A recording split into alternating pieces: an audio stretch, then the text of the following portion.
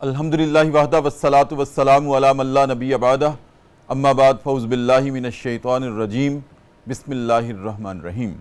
السلام علیکم ناظرین، صبح کی پرنور ساعتوں میں سہانی گھڑیوں میں پبلک نیوز ٹی وی چینل پر پروگرام صدائے قرآن لے کر ڈاکٹر محمد طاہر مصطفیٰ آپ کی خدمت میں حاضر۔ ناظرین کرام، جیسے کہ آپ جانتے ہیں پروگرام صدائے قرآن کا آغاز الحمدللہ رب العالمین سورہ فاتحہ سے ہوا تھا، الحمد سے ہوا تھا۔ اس کے بعد لفظاً لفظاً حرفاً حرفاً پوری ترتیب اور تسلسل سے ہمارا یہ سفر جاری ہے، اور اب ہم پہنچے ہیں قرآن کریم کا چوتھا پارہ ہے اور سورہ آل عمران ہے ناظرین کرام، اور آیت نمبر 159 آج ہمارا سبق ہے۔ تو آئیے سب سے پہلے آج کے سبق کی ہم تلاوت سماعت کرتے ہیں امام حرمین شریفین قاری عبدالرحمن السدیس کی آواز میں۔ بسم اللہ الرحمن الرحیم۔ اے ہمارے حبیب، یہ اللہ رب العزت کی بے انتہا رحمت ہے کہ آپ ان لوگوں کے لیے بہت ہی نرم خو یعنی نرم دل واقع ہوئے ہیں۔ اگر آپ ترش روح ہوتے تو یہ سب آپ کے ارد گرد سے چھٹ جاتے، پس ان کی کوئی غلطی کوئی قصور آپ کے سامنے آئے یا آپ کو محسوس ہو تو آپ ان کو معاف کر دیا کریں، اور ان کے حق میں دعائے مغفرت بھی فرمایا کریں، اور اہم امور میں ان کو مشورے میں بھی شریک رکھا کریں۔ پھر آپ جب کسی کام کے بارے میں پختہ عزم کر لیں تو اللہ پر توکل اور بھروسہ کریں، بے شک اللہ توکل کرنے والوں سے محبت رکھتا ہے۔ ناظرین کرام، یہ سورہ آل عمران کی آیت نمبر 159 ہے۔ ایک ہی آیت سے آج ہمارا پروگرام ہے، اور اس آیت میں ناظرین کرام اللہ رب العزت نے اپنے حبیب کریم کی ایک بہت جامع صفت کو بیان کیا ہے۔ میں اس صفت کی طرف بعد میں آتا ہوں۔ ناظرین کرام، پہلے میں ایک چیز آپ کے سامنے یہ رکھنا چاہتا ہوں سیرت نبویہ سے، کہ جب ہمارے نبی کریم صلی اللہ علیہ وآلہ وسلم ختم المرسلین فداک امی و ابی، آپ نے جب مکہ سے مدینہ ہجرت کا سفر شروع کیا تھا تو ساتھ کون تھے؟ یار غار اور یار مزار حضرت ابوبکر صدیق رضی اللہ تعالیٰ عنہ آپ کے ساتھ تھے۔ ناظرین کرام، جب ہجرت کے سفر پر گامزن تھے تو سامنے سے ایک دشمن رسول آ گیا۔ وہ سیدنا ابوبکر صدیق رضی اللہ تعالیٰ عنہ کو جانتا تھا، پہچانتا تھا، لیکن آپ کے ساتھ نبی کریم صلی اللہ علیہ وآلہ وسلم کے بارے میں اس نے سنا تو ضرور تھا کہ مکہ میں ایک شخص ہے جو نبی اور رسول ہونے کا دعویٰ کرتا ہے، جو لوگوں کو قولوا لا الہ الا اللہ کا درس دیتا ہے، اللہ کی توحید کے پرچم تلے جمع کرنا چاہتا ہے، اور شرک کے بتوں کو پاش پاش کرنا چاہتا ہے، اور وہ عدل کا نظام قائم کرنا چاہتا ہے۔ سن تو رکھا تھا، لیکن ناظرین کرام بہت سارے لوگ نبی کریم صلی اللہ علیہ وسلم کی ایک تو دشمنی میں بھی آپ کے سامنے نہیں آیا کرتے تھے، اور کچھ اس وجہ سے بھی آپ کے سامنے نہیں آیا کرتے تھے کہ جو ان کے سامنے جائے گا، نور نبوت کی کرنیں جب ٹکرائیں گی تو اس کے اندر کے بت پاش پاش ہو جائیں گے، اور پھر وہ انہی کا ہو کر رہ جائے گا۔ ان دو وجوہات کی وجہ سے دشمن آپ کو فیس نہیں کرتے تھے۔ وہ شخص بھی ملا نہیں ہوا تھا نبی کریم صلی اللہ علیہ وسلم سے، لیکن ابوبکر صدیق رضی اللہ تعالیٰ عنہ کو ضرور جانتا پہچانتا تھا۔ جب سامنے آیا تو حضرت ابوبکر صدیق رضی اللہ تعالیٰ عنہ سے پوچھا، یہ کون ہے آپ کے ساتھ؟ ناظرین کرام، اب امتحان تھا سیدنا ابوبکر صدیق رضی اللہ تعالیٰ عنہ کا۔ سوچتے ہیں کہ اگر میں کہتا ہوں یہ میرے محمد صلی اللہ علیہ وآلہ وسلم ہیں، یہ رسول اللہ ہیں، یہ خاتم النبیین ہیں، یہ ختم المرسلین ہیں، تو سیدنا ابوبکر صدیق رضی اللہ تعالیٰ عنہ کہتے ہیں کہ مجھے ڈر تھا کہ اگر میں یہ کہوں گا تو وہ آگے سے کوئی اہانت نہ کرتے، حرمت رسول پہ کوئی آنچ نہ آ جائے، اور اگر میں کچھ اور کہتا ہوں تو میں صدیق نہیں رہتا۔ ناظرین کرام، اس امتحان میں سیدنا ابوبکر صدیق رضی اللہ تعالیٰ عنہ کیسے کامیاب ہوئے؟ آپ نے کہا، پوچھتے ہو یہ کون ہے میرے ساتھ؟ ھذا رجل یہدی، یہ شخص مجھے راہ دکھانے والا ہے۔ سیدنا ابوبکر صدیق رضی اللہ تعالیٰ عنہ کے ذہن میں تو یہ تھا کہ یہ شخص ھذا رجل یہدی، یہ مجھے ظلمات سے روشنی کی راہ دکھانے والا ہے۔ جہالت سے، یہ علم و آگہی کی راہ دکھانے والا ہے، یہ ظلمات سے ایمان کی راہ دکھانے والا ہے۔ لہٰذا آپ نے سچ ارشاد فرمایا، ابوبکر صدیق رضی اللہ تعالیٰ عنہ نے صدیق بھی رہے اور اس کو جواب بھی دے دیا، لیکن وہ نادان یہ سمجھا کہ اچھا ابوبکر صدیق کہیں راستہ بھول گئے پہاڑوں میں، اور کسی شخص کو ساتھ لے لیا اور کہا کہ یہ مجھے راہ دکھانے والا ہے، تو وہ شخص پاس آن کر کے گزر گیا۔ لیکن ناظرین کرام، یہاں سے ہمیں ایک سبق ملتا ہے، وہ کیا ہے؟ ہمارے نبی کریم کا صلی اللہ علیہ وآلہ وسلم کا اگر کوئی ہم سے تعارف پوچھے، ایک جامع ترین تعارف کیا ہے آپ کے نبی کا، تو وہ یہ تعارف ہے کہ آپ ہمارے رہبر و رہنما ہیں، آپ ہمیں زندگی کی راہ دکھانے والے ہیں، اور جو زندگی کی راہ دکھائے وہ کون ہوا کرتا ہے؟ وہ لیڈر ہوا کرتا ہے۔ ناظرین کرام، آپ ہمارے لیڈر ہیں، کائنات کے، انسانیت کے آپ رہبر و رہنما ہیں اور لیڈر ہیں۔ اور جب آپ لیڈر ہیں یعنی کہ راہ دکھانے والے ہیں، تو پھر اللہ رب العزت نے ناظرین کرام آپ کی اس جامع صفت کی بنیاد پر آپ کی باقاعدہ لیڈرشپ کی تربیت بھی کی، اور وہ تربیت کس انداز میں کی تھی؟ اللہ رب العزت نے ناظرین کرام تمام انبیاء جو کہ اپنے اپنے وقت میں انسانیت کے لیڈر تھے، رہبر و رہنما تھے، ان کی تربیت کا یہ اہتمام کیا کہ ان سے بکریاں چروانے کا کام لیا۔ اگر کوئی مجھ سے کہے، آپ سے کہے کہ ہماری بکریاں چروا دو، تو شاید ہم شرم محسوس کرتے ہیں، لیکن اللہ رب العزت نے نبی کریم صلی اللہ علیہ وسلم کی حدیث ہے کہ مجھ سمیت تمام انبیاء سے یہ کام لیا، بکریاں چروائیں تمام انبیاء نے، اور ہمارے نبی کریم نے بھی چروائیں۔ اب بکریاں چروانے کے عمل میں کیا فلسفی ہے؟ ناظرین کرام، وہ فلسفی لیڈرشپ کی کوالٹیز کو پیدا کرنا تھا، لیڈرشپ کی تربیت تھی۔ ہم نے کتابوں میں پڑھا تو ضرور ہے، لیکن یہ کسی نے نہیں بتایا کہ اس کی فلسفی کیا ہے۔ یہ فلسفی لیڈرشپ کی کوالٹیز پیدا کرنا تھی۔ آپ کبھی غور کیجئے، مشاہدہ کیجئے کسی چرواہے کو بکریاں چرواتے ہوئے، آپ دیکھیں گے کہ سب سے پہلے تو وہ کیا کرتا ہے؟ وہ تمام بکریوں کو، بھیڑوں کو جو اس کی کسٹڈی میں ہوتی ہیں، ان کو اکٹھا رکھتا ہے، ان کو جوڑ کے رکھتا ہے۔ کامیاب لیڈر وہ ہوا کرتا ہے جو اپنی قوم کو جوڑ کے رکھے، منتشر نہ ہونے دے۔ اے نبی، ہم نے جب آپ پر پیغمبرانہ فرائض سونپے تو آپ کی کسٹڈی میں امت دیں گے۔ ابھی آپ کی کسٹڈی میں ہم بھیڑ اور بکریاں دے رہے ہیں، ان کو آپ نے متحد رکھنا ہے، کل کو آپ نے امت کو متحد رکھنا ہے، یہ ہم آپ کو تربیت دے رہے ہیں۔ اس کے بعد ناظرین کرام، کامیاب لیڈر کون ہوا کرتا ہے؟ کہ جو اپنی کسٹڈی میں اپنی رعایا کے معاشی حقوق کی پاسداری کرنے والا ہو، خود بھوکا رہے، ان کو کھلا دے۔ پیغمبر امت کے باپ کی طرح ہوا کرتا ہے، روحانی باپ کی طرح ہوا کرتے ہیں، لہٰذا آپ نے بھی یہی کیا، خود بھوکے رہتے تھے، امت کو کھلا دیتے تھے۔ اے نبی، کل کو آپ کی کسٹڈی میں ہم امت دیں گے، ابھی آپ کی کسٹڈی میں بھیڑ اور بکریاں ہیں۔ کوئی چرواہا ایسے نہیں کرتا کہ شام تک بھیڑ بکریوں کو چروانے کے لیے جو لایا تھا ان کو بھوکا واپس لے جائے، نہیں، وہ چروا کے واپس لے کے جاتا ہے۔ اور تیسرا وصف کیا ہوتا ہے کامیاب لیڈرشپ کا؟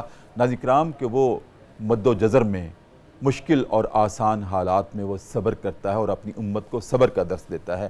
چرواہا بھی یہی کرتا ہے، جوڑ کے رکھتا ہے، ان کو پیٹ بھر کر کھلاتا ہے، ان کے معاشی حقوق کا خیال رکھتا ہے، اور پھر اس کام میں جو بھی مصائب آئیں، جتنی گرمی آئے، جتنے پسینے آئیں، ان کو برداشت کرتا ہے۔ ناظرین کرام، یہ لیڈرشپ کی کوالٹیز ہیں جو بکریاں چروانے کے عمل میں اللہ رب العزت نے ہر نبی کی تربیت میں یہ بات رکھی۔ اب یہ تمام چیزیں جوڑ کے رکھنا، رعایا کو، ان کے معاشی حقوق کی پاسداری کرنا، یہ کب ہو سکتا ہے؟ جب ذات کریم کے اندر نرم خوئی ہو۔ اگر ایک چرواہا بکریوں کو ترشرو ہو کر جوڑ کے رکھے گا، کوئی نہیں بات سنے گی، بکریاں بھی بات نہیں سنیں گی جب وہ لاٹھی چلائے گا، لیکن جب وہ پیار سے ہانک کر لائے گا تو تمام اکٹھی ہو جاتی ہیں۔ ناظرین کرام، اسی طرح آپ نے کبھی غور کیا، گھر میں مرغی بھی اپنے چوزوں کو پیار سے اکٹھا کرتی ہے، بلاتی ہے تو وہ اس کے ارد گرد آ جاتے ہیں۔ اور اگر کوئی ترشرو ہو کر کسی کو اپنے پاس بلائے گا، کون آتا ہے؟ کوئی بھی نہیں آئے گا۔ تو اللہ رب العزت نے اپنے نبی کی ان تمام جامع صفات میں سے ایک صفت جو لیڈرشپ کی تھی، اس کے لیے باقاعدہ اہتمام کیا، اور اہتمام کے طور پہ آپ نے اللہ رب العزت نے آپ کی ذات میں، آپ کی جبلت اور فطرت میں نرم خوئی رکھ دی، زبان میں مٹھاس رکھ دی کہ جب آپ کسی کو پکاریں وہ آپ کی طرف لپکتا ہوا آ جائے۔ ناظرین کرام، اسی صفت کا آج کے پروگرام میں تذکرہ ہے، آج کے سبق میں تذکرہ ہے۔ اس سے ہمارے لیے کیا اسباق ہیں، ہمارے فکر و عمل کے لیے کیا زاویے ہیں، اس پہ ہم گفتگو کرنے والے ہیں۔ اور گفتگو کرنے کے لیے کہ ناظرین کرام میری دائیں جانب ایک مرتبہ پھر میری درخواست پہ تشریف رکھتے ہیں، میں نے روک لیا تھا، سیالکوٹ سے تشریف لائے تھے ہمارے مہمان جناب مفتی حافظ شہزاد احمد قادری قصوری۔ آپ پی ایچ ڈی اسکالر ہیں، خطیب ہیں وہاں پر سیالکوٹ میں، ناظرین کرام عالم دین بھی ہیں، حافظ القرآن بھی ہیں، قاری القرآن بھی ہیں، اور مضامین قرآن پہ بھی ماشاءاللہ آپ کو دسترس حاصل ہے۔ پروگرام صدائے قرآن کی زینت ہیں۔ السلام علیکم ورحمۃ اللہ۔ وعلیکم السلام ڈاکٹر صاحب، شکریہ۔ کیسے مزاج؟ الحمدللہ، خیریت سے؟ اور ناظرین کرام میری بائیں جانب تشریف رکھتے ہیں ماشاءاللہ نوجوان اسکالر ہیں، آپ بھی خطیب بھی ہیں، ادیب بھی ہیں، محقق بھی ہیں، مصنف بھی ہیں، ناظرین کرام جناب مفتی اشفاق احمد۔ آپ بھی پی ایچ ڈی اسکالر ہیں اور خوبصورت گفتگو کرتے ہیں، حرف استناد کے ساتھ، دلیل کے ساتھ گفتگو کرتے ہیں۔ پروگرام صدائے قرآن کا آپ بھی حصہ ہیں۔ السلام علیکم ورحمۃ اللہ۔ وعلیکم السلام ورحمۃ اللہ۔ کیسے مفتی صاحب آپ؟ ٹھیک ہیں؟ الحمدللہ استاد محترم، بہت شکریہ۔ بہت آپ شکریہ، کا۔ جیتے رہیں۔ مفتی صاحب آپ سے آغاز کروں گا گفتگو کا۔ بڑا دل نشین آج سبق ہے جی جی ماشاءاللہ۔ جو میں نے عرض کیا ہے کہ اللہ رب العزت نے اپنے نبی کو تمام انبیاء کا لیڈر بنایا جی بالکل، اور کل انسانیت کا لیڈر بنایا۔ اور لیڈر کون ہوا کرتا ہے؟ جو لیڈ کرتا ہے، راہ دکھاتا ہے، آگے آگے چلتا ہے اور امت کو پیچھے پیچھے لے کے چلتا ہے صراط مستقیم پر۔ یہ جو صفت اللہ رب العزت نے آپ میں پیدا کی، آپ کی جبلت میں، آپ کے خون میں، آپ کی فطرت میں پیدا کی، جی جی، اس کے کیا کیا مظاہر سامنے آئے پھر؟ ارشاد۔ یہ قبلہ جو آپ نے بڑی خوبصورت انداز میں اس کی وضاحت کی، میں اس کو مزید تھوڑا سا آگے لے کر چلتا ہوں۔ جی جی، جب ہم سورۃ البقرہ پارہ نمبر 2 کا مطالعہ کرتے ہیں تو اس کے اندر ہم یہ دیکھتے ہیں کہ اللہ رب العزت نے جو لیڈر کی خوبیاں بیان فرمائی ہیں، وزادہ فی العلم والجسم، تو 2 خوبیاں بیان فرمائی کہ جو لیڈر ہوگا، جو حاکم ہوگا، پہلی چیز کہ وہ جسمانی لحاظ سے انتہائی مضبوط ہو، اور دوسری چیز یہ کہی کہ وہ علمی لحاظ سے جو ہے وہ مستند ہو۔ یعنی اگر وہ جسمانی لحاظ سے مضبوط نہیں ہوگا تو ظاہر ہے وہ دوسروں کی کیئر نہیں کر سکتا۔ جیسے آپ دیکھیں نبی پاک علیہ الصلوۃ والسلام کی بارگاہ میں ایک صحابی آتا ہے، میں صرف اشارتاً عرض کرتا ہوں، اس نے عرض کی یا رسول اللہ صلی اللہ علیہ وسلم اندی درہم، میرے پاس ایک درہم ہے تو میں اس کو کیا کروں؟ فرمایا تصدق بھی علی نفسک، اس کو اپنی ذات پر خرچ کرو۔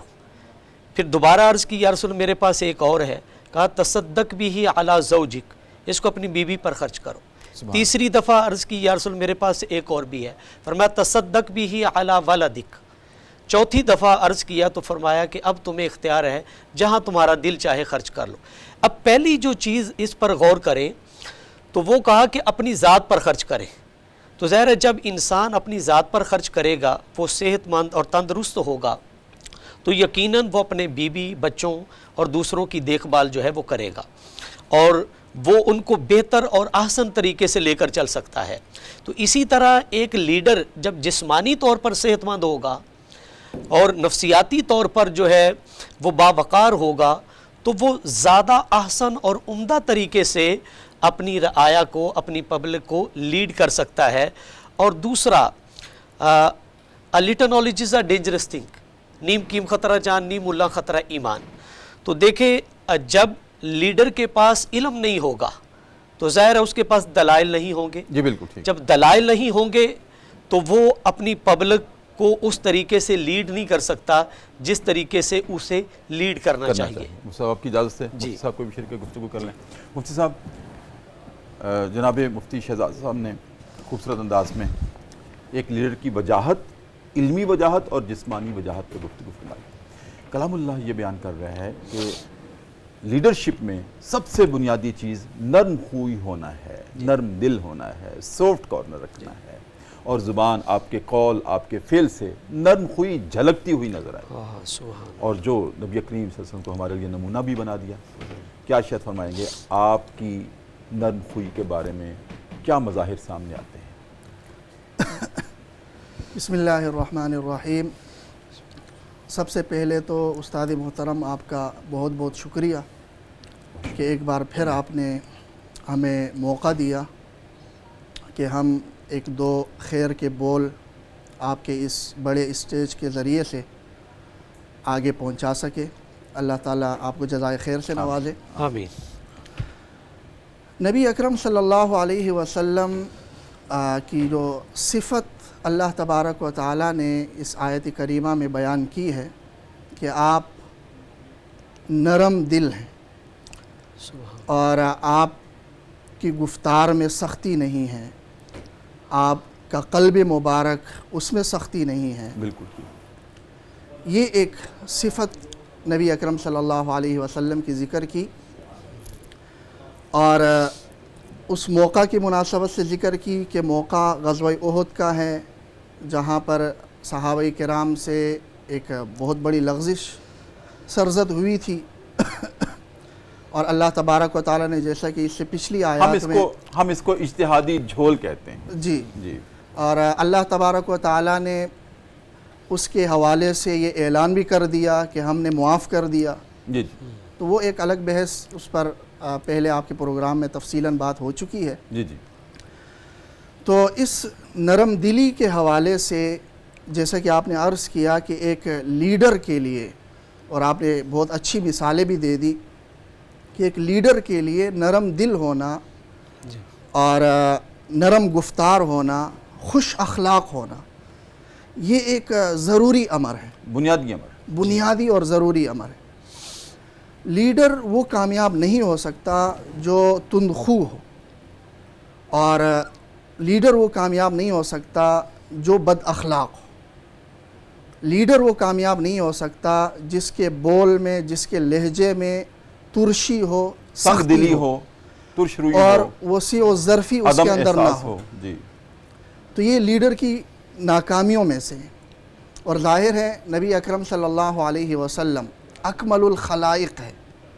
اللہ تبارک و تعالیٰ کی تمام مخلوقات میں سب سے کامل اگر مخلوق ہے تو وہ ذات نبوی صلی اللہ علیہ وسلم۔ تو اللہ نے ہر اعتبار سے نبی اکرم صلی اللہ علیہ وسلم کو کامل بنا دیا، ہر اعتبار سے۔ مفتی شہزاد صاحب نے وہ سورہ بقرہ کی آیت کا حوالہ دیا کہ بسطۃ فی العلم والجسم، وہاں پر اگر ہم دیکھ لیں تو اللہ تبارک و تعالیٰ نے یہ جو جہاد کا معرکہ تھا جالوت کے خلاف، اور طالوت کو لیڈرشپ دی، یعنی اس کو کمانڈر بنا دیا اسلامی لشکر کا، حالانکہ اس وقت کا نبی موجود ہے۔ جی، آپ کی اجازت سے ایک وقفہ لے لیں، جی، یہیں سے سلسلہ کلام دوبارہ شروع کر لیں۔ آپ کی اجازت سے مفتی صاحب۔ ناظرین کرام، وقفہ ہے پروگرام صدائے قرآن میں، اور وقفے میں ہم جایا کرتے ہیں دربار رسالت میں، اور اپنے نبی کریم صلی اللہ علیہ وسلم کی ذات اقدس پر درود کریم کا نذرانہ پیش کرتے ہیں اور واپس آتے ہیں۔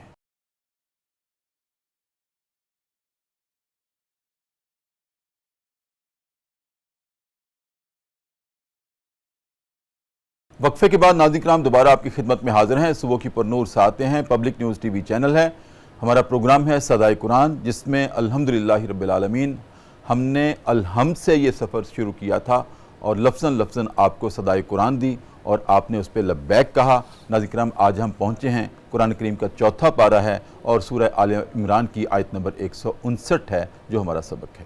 جی مفتی اشفاق صاحب، آپ بات کریں۔ استاد محترم، میں یہ عرض کرنا چاہ رہا تھا کہ نبی اکرم صلی اللہ علیہ وسلم اکمل الخلائق ہیں۔ بالکل ٹھیک۔ اور جیسا کہ وہ جالوت کے خلاف جو لشکر تیار ہوا، اس لشکر کی لیڈرشپ، حالانکہ اس وقت کے نبی موجود ہیں، لیکن لیڈرشپ طالوت کو ملی۔ صحیح۔ تو اس کا مطلب یہ ہے کہ نبی کا اگرچہ بہت بڑا منصب ہے، سب سے اولین ذمہ داری تو یہی ہے کہ اللہ تبارک و تعالیٰ کا پیغام بندوں تک پہنچانا۔ اس ذمہ داری میں تو اس میں کوئی نقص اور کمی نہیں ہو سکتی، تصور نہیں ہو سکتا۔ لیکن دوسری طرف جو جنگی صلاحیتیں تھیں ان صلاحیتوں کے اعتبار سے طالوت بہتر تھا، کیونکہ وہ جسم اور علم دونوں کے اعتبار سے وہ بہتر تھا، تو لیڈرشپ اللہ نے وہاں نبی کے بجائے طالوت کو دے دی، اور طالوت کی قیادت میں ہی وہ جہاد ہوا، اور اس میں پھر جالوت جیسا جابر حضرت داؤد کے ہاتھوں قتل ہوا۔ لیکن نبی اکرم صلی اللہ علیہ وسلم کی ذات کو جب ہم دیکھتے ہیں آپ نے تمام اوصاف کو جمع کر دیا، کسی وصف کے اعتبار سے بیک وقت نبی اکرم صلی اللہ علیہ وسلم نبی ہیں، رسول ہیں، لیڈر ہیں اور کمانڈر ہیں، اور جو آج کل کی اگر اس میں زبان میں اگر ہم کہہ دیں تو جو چیف آف آرمی اسٹاف بھی نبی اکرم صلی اللہ علیہ وسلم ہیں، سپہ سالار بھی نبی اکرم صلی اللہ علیہ وسلم ہیں، جسٹس چیف بھی ہیں، جسٹس قاضی بھی نبی اکرم القضات صلی بھی اللہ ہیں، علیہ وسلم ہیں، ماشاءاللہ، اور یہ سارے اوصاف نبی اکرم صلی اللہ علیہ وسلم کے اندر مجتمع ہیں اور جمع ہے۔ اسی لیے جو مسلمان نہیں ہیں، مستشرقین ہیں، ان میں سے بھی بہت ساروں نے یہ اعتراف کیا ہے کہ اگر دنیا کی تاریخ میں اگر شخصیات اگر آئی ہیں، والفضل ما شہیدت بہ الاعداء کے تھرو اگر ہم دیکھ لیں تو سب سے اولین کامیاب شخصیات میں بہت سارے غیر مسلم مفکرین نے بھی رسول اللہ صلی اللہ علیہ وسلم کو مقدم رکھا ہے۔ جس طرح نبی اکرم صلی اللہ علیہ وسلم نے جنگی حکمت عملیہ ترتیب دی، اور جس طرح نبی اکرم صلی اللہ علیہ وسلم نے اپنے صحابہ کرام کو جوڑے رکھا۔ اب یہی غزوہ احد کا واقعہ ہے، پورا لشکر منتشر ہوا پڑا ہے، جی بالکل ٹھیک، اور اس لشکر کو پھر مجتمع کرنا، اور ایسے حالت میں مجتمع کرنا جب نبی اکرم صلی اللہ علیہ وسلم کا قلب مبارک بھی چور چور ہے اور بدن مبارک بھی چور چور ہے۔ قلب کو بھی تکلیف ہوئی ہے کہ آپ صلی اللہ علیہ وسلم انتہائی تاکید کر کے صحابہ کرام کی جماعت کو بٹھا رہے ہیں، اور آپ صلی اللہ علیہ وسلم کی اس جنگی تدبیر پر عمل درآمد نہیں ہو رہا، اور پھر بدن مبارک بھی شہید ہوا پڑا ہے آپ صلی اللہ علیہ وسلم کا۔ تو فطری طور پر ایسی حالت میں پھر منافقین کا ایک ٹولہ ہے، کیونکہ ان کا نفاق تو اللہ نے نہیں بتایا تھا کہ یہ منافقین ہے لہٰذا ان کو اپنی جماعت سے نکال دو، وہ بھی تو ابھی بھی اندر ہی ہے۔ جی جی، تو ایک عام بندے سے ہم یہ امید نہیں رکھ سکتے کہ وہی منافقین جنہوں نے قدم قدم پر صحابہ کو، اسلامی لشکر کو ایک ایسے نازک موڑ پر ٹھیس پہنچائی، زخم پہنچائے، آپ صلی اللہ علیہ وسلم تک کو زخمی اور لہو لہان کر دیا، ان سے نرم دلی کا مظاہرہ کر لے اور ان کو اپنے ساتھ جوڑے رکھنے کے لیے اپنی زلف کا اسیر کر لیں، سبحان اللہ۔ تو یہ نبی اکرم صلی اللہ علیہ وسلم کا ہی وصف آپ کا ہی وصف ہے، بالکل ٹھیک ہے۔ مفتی شہزاد صاحب، جیسے جس بات کو مفتی اشفاق صاحب نے چھیڑا ہے جی کہ دیکھیں جو لیڈر ہوا کرتا ہے نا، جی پھر اللہ اس کو اقتدار بھی عطا کرتے ہیں، جی بالکل، غلبہ بھی عطا کرتے ہیں، قوت بھی عطا کرتے ہیں۔ یہ لیڈرشپ کا میں سمجھتا ہوں کہ ایک اللہ کی طرف سے فیضان ہے جی بالکل، جو اس کو عطا کیا جاتا ہے۔ اب جب ایک طرف لیڈر بھی ہیں جی اور اقتدار بھی ہے، جی غلبہ بھی ہے، جی سب کچھ ہے، اچھا پھر کہتے ہیں نا کہ جب خدا جب حسن دیتا ہے نزاکت آ ہی جاتی ہے، بالکل، لیکن ہم دیکھتے ہیں کہ آپ کی ذات میں وہ نزاکتیں نہیں آئیں، ہاں ہاں ہاں، سبحان اللہ، آپ پھر بھی الفقر فخری ہاں سبحان اللہ، فرمایا کرتے سبحان تھے اللہ، کہ بے شک جی اللہ نے مجھے قیادت بھی عطا کی ہے، سیادت بھی عطا کی ہے، لیڈرشپ بھی عطا کی ہے اور تمام اوصاف عطا کی ہیں، لیکن فقیری میرا فخر ہے، جی بے شک، الفقر فخری۔ جی میں چاہتا ہوں ایک دو مثالیں ہمارے ناظرین کے سامنے رکھیں کہ آپ نے اپنی نرم خوئی کے ساتھ، نرم دلی کے ساتھ کیسے کیسے پتھروں کو پگھلا کے رکھ لیا۔ ہاں ہاں ہاں، سبحان اللہ۔ قبلہ ڈاکٹر صاحب آپ نے بڑی خوبصورت، اور قبلہ مفتی صاحب بھی بڑے آسان انداز میں گفتگو فرمائی۔ جی نبی رحمت صلی اللہ علیہ وآلہ وسلم کا فرمان ذیشان ہے، حضور صلی اللہ علیہ وسلم نے فرمایا ان اللہ رفیق، کہ اللہ تعالیٰ نرمی کرنے والا ہے، فیحب الرفق، اور وہ نرم خوئی کو پسند فرماتا ہے، فی الامر کلی، یعنی ہر امر کے اندر۔ اب ظاہر ہے ایک لیڈر کے شب و روز ہوتے ہیں، آئلی زندگی ہوتی ہے، معاشرتی لوگوں کے ساتھ میل ملاپ ہوتا ہے، تو فرمایا کہ اللہ رب العزت ہر امر کے اندر، بلکہ یہاں تک فرمایا کہ ما لا یوتی علیہ علی العنف، فرمایا کہ اللہ تعالیٰ جتنا نرم خوئی پر عطا کرتا ہے اتنا سختی پر عطا نہیں کرتا۔ اسی طرح نبی پاک علیہ السلام نے فرمایا کہ من یحرم الرفق یحرم الخیر کلہ، فرمایا کہ جو نرم خوئی سے محروم کر دیا گیا وہ ہر بلائی خیر سے محروم کر دیا گیا. جی جی. تو لیڈر جو ہے اس کے اندر جب نرم خوئی ہوگی تو وہ لوگوں کو مجتمع کرے گی, ان کی زلفوں کا اسیر بنائے گی. آپ دیکھیں کہ نبی پاک صلی اللہ علیہ وسلم کا فرمان ذیشان ہے, حضور صلی اللہ علیہ وسلم نے فرمایا اللہم من والی من امری امتی.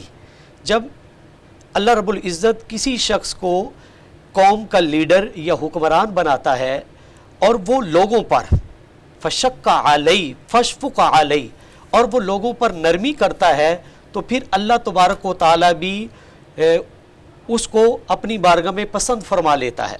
اور فرمایا من امری امتی شیئا فرفق بہم فرفق بہ. جب وہ نرمی کرتا ہے تو پھر اللہ تبارک و تعالیٰ بھی اس کے ساتھ نرمی کرتا ہے, اور جب وہ سختی کرتا ہے تو پھر اللہ تعالیٰ بھی اس پر سختی کرتا ہے. تو لیڈر کی خوبیوں میں سے جیسا کہ آپ نے یہ کہا کہ نبی پاک علیہ الصلوۃ والسلام نے فرمایا الرفق یمن, کہ نرمی میں برکت ہے, اور فرمایا وشوم, اور فرمایا کہ جو سختی ہے فرمایا اس کے اندر نحوست ہے. تو لیڈر کی سب سے بہترین اور بنیادی خوبی جو دلوں کو مو لیتی ہے وہ اس کی نرمی ہے. اور اسی چیز کو ایک اور جگہ پر نبی پاک علیہ الصلوۃ والسلام نے فرمایا اذا احب اللہ عبدا آتاہ الرفق, جب اللہ کسی کو اپنا محبوب بنا لیتا ہے تو پھر اس کو نرمی جیسی صفت کی دولت عطا فرما دیتا ہے. صحیح. تو یہ نرم خوئی جو ہے یہ لیڈر کے بنیادی اوصاف میں سے ایک وصف ہے جس کو اللہ رب العزت نے کریم آقا علیہ الصلوۃ والسلام. اور دوسرا قبلہ ڈاکٹر صاحب جو آپ نے بات کی, العقل میۃ جزء تسع و تسعون فی النبی صلی اللہ علیہ وسلم, کہ اگر عقل کے حضرت وہب بن منبہ کہتے ہیں کہ میں نے 70 سے زائد کتابیں پڑھی اور میں نے ان میں دیکھا کہ اگر عقل کے 100 حصے کیے جائیں تو 99 و 99 فی النبی صلی اللہ علیہ وسلم, اللہ نے 99 حصے پیارے آقا کو عطا فرمائے اور ایک حصہ آپ کی برکت سے کل کائنات کو عطا کیا گیا.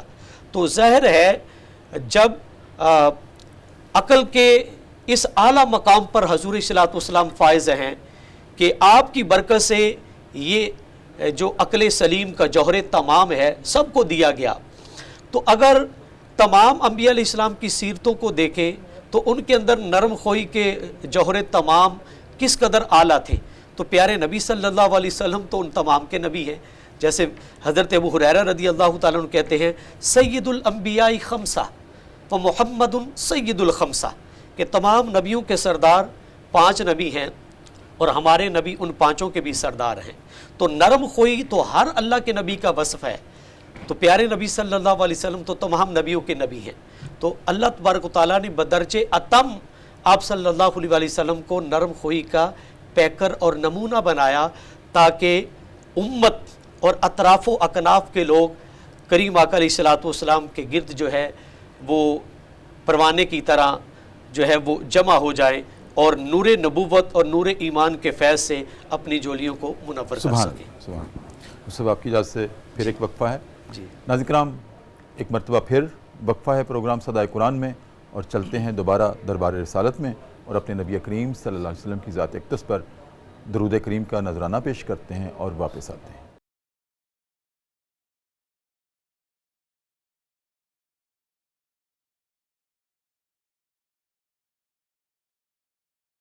وقفے کے بعد ناظرین کرام دوبارہ آپ کی خدمت میں حاضر ہیں. صبح کی پرنور سے آتے ہیں. پبلک نیوز ٹی وی چینل ہے. ہمارا پروگرام ہے صدائے قرآن, جس کو آپ پوری ترتیب اور تسلسل سے سن رہے ہیں, دیکھ رہے ہیں اور اپنے فکر و عمل کی تطہیر کر رہے ہیں. صدائے قرآن پہ آپ لبیک کہہ رہے ہیں. ناظرین کرام, آج ہمارا سبق ہے قرآن کریم کا 4تھا پارہ اور سورہ آل عمران کی آیت نمبر 159 ہے, جس میں اللہ رب العزت نے بطور لیڈر آف ہیومینٹی, انسانیت کے رہبر و رہنما ہونے کی حیثیت سے نبی کریم صلی اللہ علیہ وآلہ وسلم کا بنیادی وصف وہ بیان کیا ہے کہ آپ بہت نرم خو واقع ہوئے ہیں. سبحان آپ کی زبان اقدس سے اور آپ کے جوارے سے کبھی سختی نہیں آئی. اگر سختی ہوتی تو لوگ آپ کے گرد جمع نہ ہوتے, शम्मा रिसालत के परवाने ना गर्मी देखते हैं, ना सर्दी देखते हैं, ना मुश्किल देखते हैं, ना मसाइब देखते हैं, हर वक्त आपके इर्द गिर्द चक्कर लगाते हैं। इसकी बुनियादी वजह क्या है? ए हबीब करीम, हमने आपको नर्म खुई अता की है। और अगर कोई सख्ती से बात करता है, मैं अक्सर कहा करता हूँ कि ज़ुबान के गोश्त के टुकड़े में अल्लाह ने हड्डी क्यों नहीं रखी? ताकि ये नर्म खू ही रहे, क्या बात है, इसमें सख्ती ना आ जाए। कलाम में अगर सख्ती आ गई कोई किसी के करीब नहीं आएगा। इसलिए अल्लाह रब्बुल इज़्ज़त ने ख़ास तौर पर नाज़रीन किराम पूरे जिस्म को हड्डियों में परो रखा है और हड्डियों ने थाम रखा है, लेकिन ज़ुबान को अल्लाह ने हड्डी अता नहीं की, क्योंकि हड्डी में सख्ती होती है। मुझसे साहब, हमारे प्रोग्राम के आखिरी लम्हात हैं। जी ये भी आज के सबक में इरशाद है कि जो लीडर हुआ करता है ना, वो छोटी छोटी रियाया की गलतियों को नज़रअंदाज करता है। सुभान अल्लाह। हमारे लिए भी इसमें सबक है कि अगर आप घर के लीडर हैं, जी अगर आप किसी इदारे के लीडर हैं, अगर आप किसी रियासत के लीडर हैं, जी तो गलतियों को सरफे नज़र करते हैं, अपनी नरमखुई की वजह से नरमखुई को डोमिनेट रखते हैं। जी बिल्कुल। सूरह आराफ में अल्लाह रब्बुल इज़्ज़त ने 2 मुकामात पर इरशाद फरमाया है कि जिस बात को अल्लाह रब्बुल इज़्ज़त ने अपने ऊपर फ़र्ज़ कर रखा है वो उसकी रहमत है। जी बेशक, फ़र्ज़ कर रखा है जी कि ये मेरे ऊपर तो लाजमी है, जी गालिब कर रखा है, वो उसकी रहमत है। और नबी करीम सल्लल्लाहु अलैहि वसल्लम भी पैकरे रहमत हैं, और रहमत की बुनियादी खमीर और जबिल्लत भी यही हुआ करती है, नर्म खुई। बिल्कुल। अब उस नर्म खुई की बुनियाद पर यह भी दर्स है कि मेरे नबी सबसे बड़े लीडर थे, सुभान अल्लाह। कितनों की गलतियां माफ़ की हैं, सुभान 13 साल मक्की दौर में गलतियां ही तो माफ़ की हैं, बिल्कुल बिल्कुल। कसूरों को ही तो माफ़ किया है, सुभान अल्लाह। जिसने भी दुश्मनी की है उसको माफ़ किया है। उक़बा बिन अबी मुईत ने अगर सहने काबा में आपके ऊपर ऊँट की गंदी ओजड़ी भी डाल दी थी, आप उठ नहीं पा रहे थे, सईदा कायनात ने अपने मासूम हाथों से वो उस ओजड़ी को अलग किया था और आप उठे थे, लेकिन आपने फिर माफ़ कर दिया। वहशी को सके चचा के कलेजा के चबा लिया था, भेजे में शराब डाल के पी थी, दिखाई थी ए मोहम्मद ये तेरे चचा हैं, इनके भेजे में शराब डाल के हम पी रहे हैं। कितना दिल दुखा होगा, लेकिन आप लीडर थे, नर्म खू थे, आपने मुआफ़ कर दिया। जी। और उसी मुआफ़ी का फिर क्या बदला हुआ? जी उस मुआफ़ी का फैज़ान क्या सामने आया कि वही वहशी सुभान अल्लाह दौलते ईमान से सरफराज हो गया। साहबा ने कहा या रसूल अल्लाह वहशी आ रहा है, जी नाम भी ऐसा है जी कि इसमें वो जलालत टपकती है। जी। तो नबी करीम ने कहा आने दो, सुभान अल्लाह। और वो आयत कहा अब किसकी जान लेनी है? कहा या रसूल अल्लाह अब जान लेनी नहीं, जान देनी है। सुभान अल्लाह सुभान अल्लाह। तो गलतियों को मुआफ़ करना, जी इसके क्या असरात और समरात हैं? माशाअल्लाह प्रोग्राम सदाए कुरान में हम आयत नंबर सूरह आल इमरान की 159 में जी जी हम पहुँचे हैं।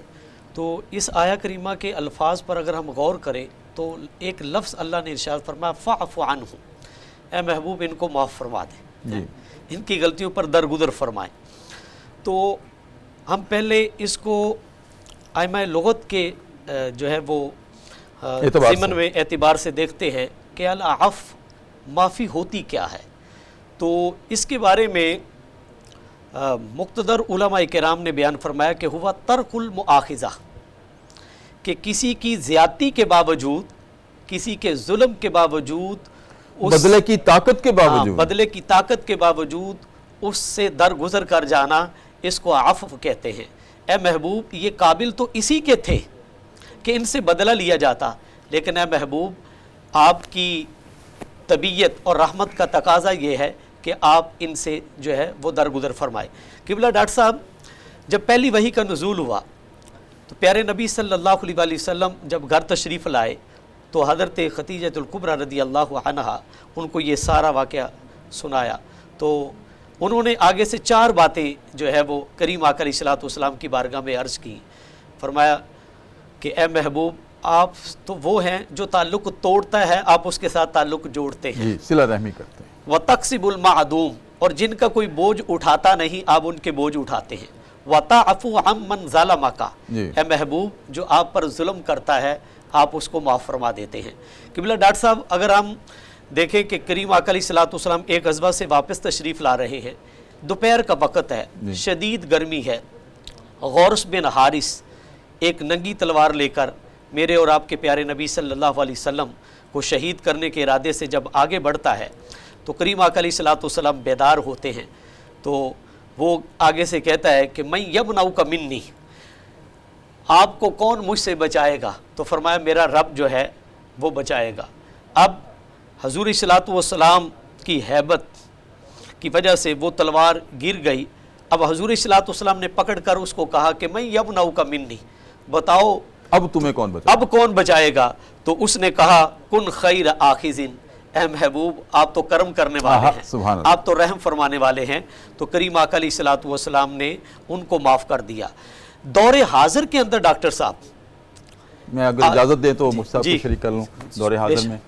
مجھ صاحب دور حاضر میں جبکہ عدم برداشت کا ماحول ہے، تحمل نہیں رہا ہم میں، ہم کسی کو برداشت نہیں کر پاتے، ایسے حالات میں معاف کر دینا کتنا اولو العزمی کی بات ہے اور کتنا اولو العزمی کا امر ہے، کتنا اولو العزمی کا کام ہے۔ ایک یہ، اور ساتھ ہی ارشاد فرما دیجئے کہ آج جو لیڈرشپ کی کوالٹیز اس آیت میں اللہ رب العزت نے بیان کی ہیں، اس میں ایک آخری بات یہ بھی ہے وہ اللہ پر توکل اور بھروسہ بھی کرتے ہیں، صرف اپنی طاقت پہ گھمنڈ نہیں کرتے، اپنی رعایا پہ گھمنڈ نہیں کرتے، وہ اصل توکل اور بھروسہ اللہ کی ذات پہ کرتے ہیں۔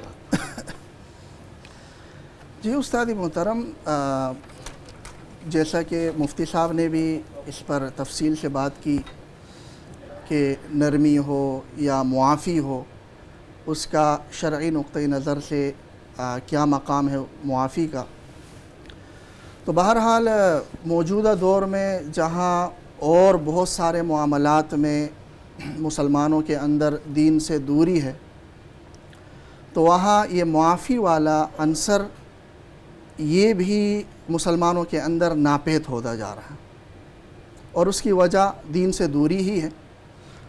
وگرنہ جس معافی کا قرآن مجید میں، احادیث نبویہ میں جگہ جگہ پر نبی اکرم صلی اللہ علیہ وسلم نے اور اللہ تبارک و تعالی نے حکم دیا ہے اور جس کی ترغیب دی ہے، وہ ہمارے معاشرے سے ختم ہو چکی ہے۔ سب یہاں ایک لمحے کے لیے میں آپ کو انٹرپٹ کروں گا قطع کلامی کی معافی چاہتے ہوئے، کہ ہم عام طور پہ یہ کہتے ہیں دین سے دوری اس کی بنیادی وجہ ہے، دین سے پھر قربت کیسے ہو سکتی ہے؟ دین سے قربت تو استاد محترم، اس کی جو ایک حدیث میرے ذہن میں ابھی آ رہی ہے، اس کی قربت کی جو سب سے بنیادی چیز ہے وہ تو یہی ہے کہ قرآن و سنت اس کو پڑھا جائے۔ جو نبی اکرم صلی اللہ علیہ وسلم نے فرمایا کہ ترکت فیکم امرین لن تضلوا ما تمسکتم بہما، کتاب اللہ و سنتی۔ اب بہت سارے ایسے ایلیمنٹس یہاں پھر رکیے گا، میں چاہتا ہوں تھوڑی سی عملی سی ہم بات کر لیں، پریکٹیکل بات کر لیں۔ اس میں کوئی شک نہیں ہے دین سے قربت کا بنیادی سورس قرآن اور سنت سے قربت ہے، ٹھیک ہے، کلام اللہ ہے اور ذات نبوی ہے، ٹھیک ہے۔ اب ہم اگر کسی کو یہ کہیں ایک شخص ہے وہ دین سے دور ہے، مکمل دور ہے، اتنا دور ہے کہ اس کے اوپر، اس کی ذات کے اوپر کفر کا غلبہ ہے، ٹھیک ہے، اللہ کی ذات کا انکار کرتا ہے، ایمانیات کا انکار کرتا ہے، میں اس کو دین کے قریب کیسے لے کر آؤں؟ اس میں بھی ہمارے لیے اسوہ نبی اکرم صلی اللہ علیہ وسلم ہی ہمارے لیے مشعل راہ ہے۔ کیا اس کا یہ طریقہ نہیں ہے کہ اس اسوہ نبوی کے مطابق سب سے پہلے میں اپنی ذات میں وہ اوصاف پیدا کروں؟ جی، یہ تو ایک بنیادی چیز ہے۔ نبی اکرم صلی اللہ علیہ وسلم نے انسپائر ہو کر وہ میرے نبی کا راستہ اختیار کر بالکل، آپ صلی اللہ علیہ وسلم کی اگر زندگی ہم دیکھ لیتے ہیں تو آپ صلی اللہ علیہ وسلم نے جس بات کی آگے تبلیغ کی ہے، سب سے پہلے درجہ اتم میں خود اس پر عمل کیا، بلکہ کہیں زیادہ عمل کیا۔ صحیح۔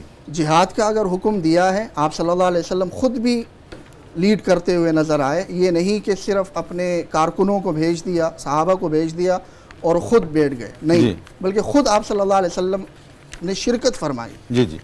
نماز کا اگر ہم دیکھ لیں تو امت کے لیے نبی اکرم صلی اللہ علیہ وسلم نے حکم دیا کہ فرض آپ پر 5 وقت کی نماز ہے۔ جی۔ خود اپنے لیے آپ صلی اللہ علیہ وسلم نے یہ کیا کہ تہجد کی نماز بھی آپ صلی اللہ علیہ وسلم پر واجب تھی، اور پھر اس کے بعد جو نوافل کا اہتمام تھا جو حضرت عائشہ صدیقہ رضی اللہ تعالیٰ عنہ کی جو روایت ہے کہ آپ صلی اللہ علیہ وسلم رات بھر اللہ تبارک و تعالیٰ کے حضور قیام میں رہتے تھے، نماز پڑھتے رہتے تھے، نوافل پڑھتے رہتے تھے، یہاں تک کہ آپ صلی اللہ علیہ وسلم کے قدم مبارک میں ورم آ جاتا تھا۔ صحیح۔ اور اسی طرح دیگر احکامات روزے کے حوالے سے اگر ہم دیکھ لیں، دیگر اپنی امت کے لیے 1 مہینے کا روزہ ہے، لیکن آپ صلی اللہ علیہ وسلم وہ 1 مہینہ کا روزہ بھی رکھ رہے ہیں، پیر اور جمعرات کا روزہ بھی رکھ رہے ہیں، ایام بیچ کا روزہ بھی رکھ رہے ہیں، اور بھی نفلی روزے رکھ رہے ہیں۔ ایسا نہیں ہے کہ امت کو کہا کہ تم نے تو 1 مہینہ بھوکا پیاسا رہنا ہے اور خود کوئی عمل نہیں۔ صحیح۔ تو یہ تو ایک بنیادی چیز ہے۔ دوسری جو اہم چیز ہے جس سے ہم دین سے دور لوگوں کو قریب لا سکتے ہیں وہ ہے دلیل کی طاقت۔ اگر ہم دیکھ لیں، غور کر لیں تو مسلمانوں میں سب سے زیادہ انحطاط جو یہ آیا کمزوری ہے وہ ہماری۔ تحقیق کے میدان میں آیا ہے کہ جہاں سورہ حجرات میں مسلمانوں کو اللہ تبارک و تعالیٰ نے تحقیق اور دلیل کا اپنانے کا حکم دیا ہے، وہاں سب سے پیچھے ہم چلے گئے اس معاملے میں، علمی میدان میں پیچھے چلے گئے اور دلیل کے میدان میں۔ تو یہ بھی ایک بنیادی وجہ ہے۔ مصطفیٰ صاحب، آپ کی یہ باتیں بڑی قابل غور ہیں اور اس پہ انشاءاللہ دوبارہ جب آپ کو دعوت ملے گی نا تو ہم آپ سے سیکھیں گے انشاءاللہ۔ بہت شکریہ مصطفیٰ صاحب، آپ کی آمد کا بہت شکریہ۔ سیالکوٹ سے مصطفیٰ صاحب، آپ کی آمد کا بہت شکریہ۔ ناظرین کرام، پروگرام صدائے قرآن میں وقت ہوا چاہتا ہے ذکر صاحب قرآن کا۔ کل تک میں نے جو آپ کے سامنے اسماء گرامی نبی کریم صلی اللہ علیہ وسلم کے رکھے تھے، ان کا استنباط میں نے قرآن کریم سے کیا تھا اور اس کے حوالے میں آپ کو دیتا رہا ساتھ ساتھ۔ اور آج جو ہم اسماء النبی آپ کے سامنے رکھ رہے ہیں، جن کا میں آغاز کر رہا ہوں، وہ ہیں سیاہ ستہ سے ماخوذ، جن کا استنباط میں نے سیاہ ستہ سے کیا ہے۔ اور سیاہ ستہ سے مراد حدیث کی، فرامین رسول کی وہ 6 مستند ترین کتابیں ہیں جن پر ہمارے ایمان کی بنیاد ہے۔ ناظرین کرام، وہاں سے استنباط ہے۔ سب سے پہلے ہے سیدنا الابر، سب سے بڑھ کر نیک۔ ناظرین کرام، چونکہ حصول برکت کے لیے آخر میں ہم یہ ذکر صاحب قرآن کرتے ہیں، اس کی تفصیلات کا زیادہ وقت نہیں ہے، پروگرام کے آخری لمحات ہیں، تو اس کا حوالہ میں آپ کو عرض کر دیتا ہوں۔ بخاری شریف ہے اور کتاب الشرک کا ہے، جس میں نبی کریم صلی اللہ علیہ وسلم کا یہ اسم گرامی ذکر ہوا ہے۔ اس کے بعد ہے سیدنا الابتہی، بطحا والے۔ ناظرین کرام، مدینہ کا سابقہ نام بطحا بھی تھا اور اس نسبت سے آپ بطحا والے سیدنا الابتہی صلی اللہ علیہ وسلم، یہ بھی آپ کا اسم گرامی ہے۔ اور اس کا بھی ہمیں اشارہ ملتا ہے بخاری شریف سے بھی، بخاری شریف سے کتاب الشرک، کتاب الحج ہے۔ ناظرین کرام، یہاں سے ہم یہ آپ کے اسم گرامی کا استنباط کر سکتے ہیں۔ اور اس کے بعد ہے ناظرین کرام سیدنا الابیض صلی اللہ علیہ وآلہ وسلم، چہرہ انور والے۔ والضحیٰ واللیل اذا سجا، اے محبوب تیرے مکھڑے کی قسم، تیری زلفوں کی قسم، رات کی سیاہ جیسی زلفوں کی قسم۔ تو اللہ رب العزت آپ کے خد و خال چہرہ انور کو بھی بیان کر رہے ہیں، اور آپ اپنے خود فرامین میں احادیث مبارکہ میں بھی اپنی یہ صفات بیان کر رہے ہیں کہ میں ابیض ہوں، چہرہ انور والے۔ اور اس کا ناظرین کرام استنباط ہم کر سکتے ہیں بخاری شریف سے، کتاب الاستسقاء ہے، جہاں آپ کا یہ اسم گرامی ہم اخذ کر سکتے ہیں۔ اس کے بعد ہے سیدنا الاتقى، سب سے بڑھ کر اللہ سے ڈرنے والے۔ ناظرین کرام، یہ بھی اس کا بھی استنباط ہم کر سکتے ہیں، یہ بخاری شریف سے کتاب المناقب ہے۔ ناظرین کرام، اس کے بعد ہے سیدنا الاجود، سخاوت کرنے والے۔ آپ سے زیادہ کوئی بھی سخاوت کرنے والا نہیں تھا۔ جو کچھ بھی مال آپ کے پاس تھا آپ نے اپنے پاس نہیں رکھا، اس وقت تک آپ سوئے نہیں جو مال آپ کے پاس تھا اس کو جب تک آپ نے تقسیم نہیں کر دیا۔ ناظرین کرام، اس کا ہم استنباط کر سکتے ہیں بخاری شریف کتاب المناقب سے۔ اس کے ساتھ ہی آج کا پروگرام صدائے قرآن اپنے اختتام کو پہنچتا ہے۔ ناظرین کرام، کل انشاءاللہ اگلے سبق کے ساتھ آپ کی خدمت میں انشاءاللہ دوبارہ حاضر خدمت ہوں گے۔